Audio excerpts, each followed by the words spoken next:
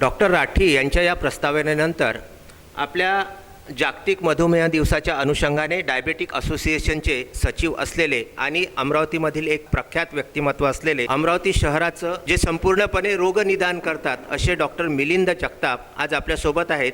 तर त्यांना सर्वप्रथम आपल्याला आजच्या या दिवसाची थीम काय आहे आणि ती संकल्पना काय आहे हे विचारणं गरजेचं आहे। नमस्कार डॉक्टर साहेब, आपल्याला सर्वात पहिले मला हे विचारायचं की आजच्या या जागतिक मधुमेह दिवस हा जो 14 नोव्हेंबरचा दिवस आहे हा जागतिक स्तरावर का पाळला जातो आणि त्याची थीम नेमकी काय आहे ही आपण आपल्या प्रेक्षकांपर्यंत आपल्याला पोचवायची आहे।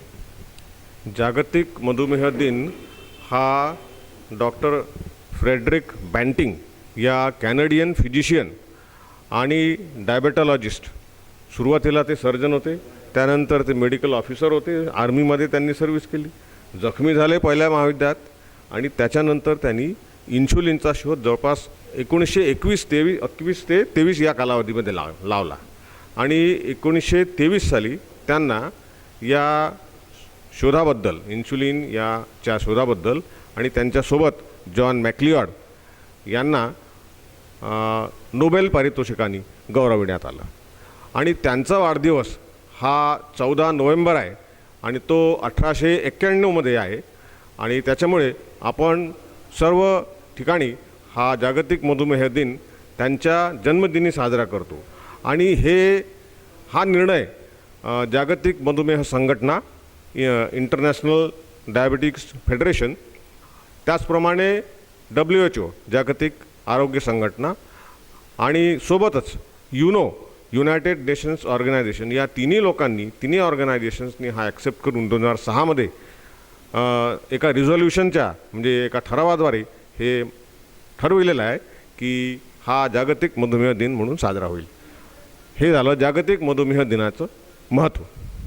नेमका 14 नोव्हेंबर याच दिवसाची निवड ही जागतिक मधुमेह दिवस म्हणून का करण्यात आलेली आहे याबद्दल डॉक्टर मिलिंद जगताप यांनी आपल्याला मार्गदर्शन केलेलं आहे। यानंतर पुनश्च एक प्रश्न डॉक्टर मिलिंद जगताप यांना जनतेच्या वतीनं आहे की अमरावती शहरामध्ये या मधुमेह तुमची जी डायबेटिक असोसिएशन आहे अमरावतीची त्याची स्थापना कशी झाली आणि याच्यामध्ये कोण कोण सम्मिलित आहे आणि सद्यस्थितीमध्ये किती वर्ष झालेले आहेत आणि संस्थेची एकंदर प्रगती काय आहे आपल्या?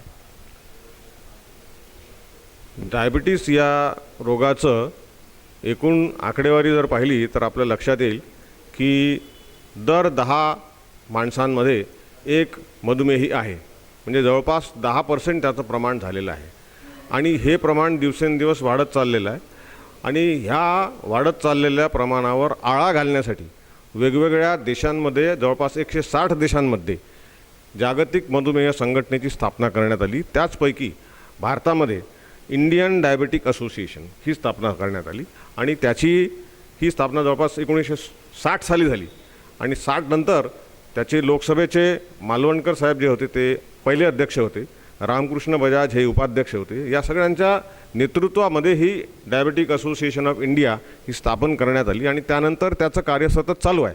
अमरावतीमध्ये याची शाखा 1995-96 मध्ये स्थापन करण्यात आली। त्याचं कारण असं की फिजिशियनकडे, MD मेडिसिन लोकांकडे या मधुमेही लोकांची एवढी रीग असायची, सगळ्यात जास्त रुग्ण असल्यामुळे, आणि त्याच्यामुळे त्यांना ज्या प्रॉपर एज्युकेशनची, काउन्सिलिंगची, मार्गदर्शनाची ही सगळी जी गरज राहायची ती आपल्या फिजिशियन्स लोकांना शक्य होत नव्हतं, पेशंट्सचा नंबर जास्त असल्यामुळे।